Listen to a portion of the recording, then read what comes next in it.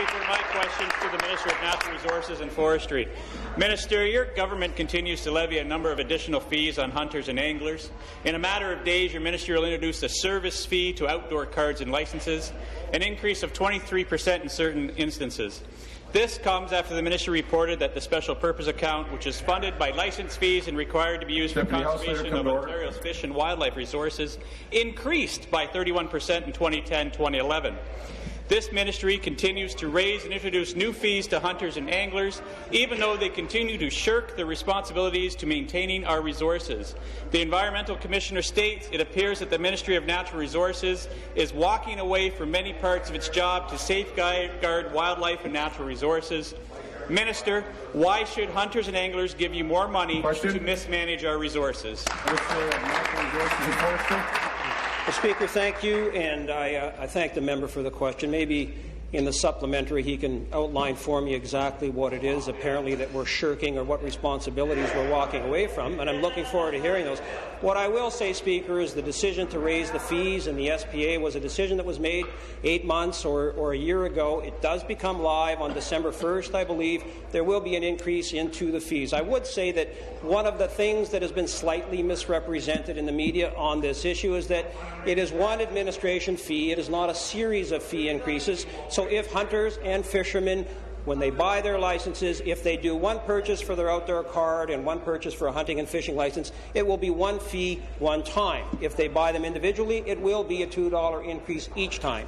But at the bottom line of this is the fact that the SPA supports the programs that are done in the province of Ontario, as it always has. There's a shortage of revenue. This is one of the ways we have found to keep those programs whole. Thank you, Speaker. Minister, it doesn't matter when the decision was made, but one new fee is one too many on behalf of hunters and anglers. Minister, it's no wonder that you continually have to tax hunters and anglers due to your government's mismanagement of the resources.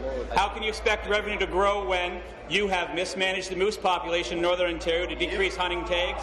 You have limited fishing licenses in Northern Ontario.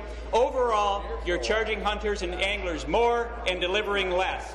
Minister, hunters and anglers want to know the truth.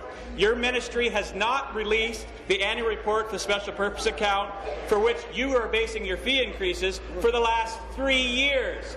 You can't be open and transparent and show where the money has gone.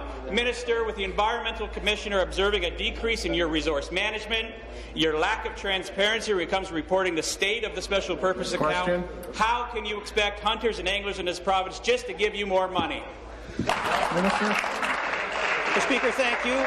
The member raises a fair point. I can tell him that the annual reports on the special purpose account will be tabled very soon, and I do thank him for raising that, and I will be happy to bring those into the legislature. Speaker, the member raised an issue relative to the moose populations in northwestern Ontario. In fact, we have learned that the moose population in some of the wildlife management units in Northern Ontario are in significant decline because we actually invested money from the very account that the member is now criticizing that we've raised the fees on.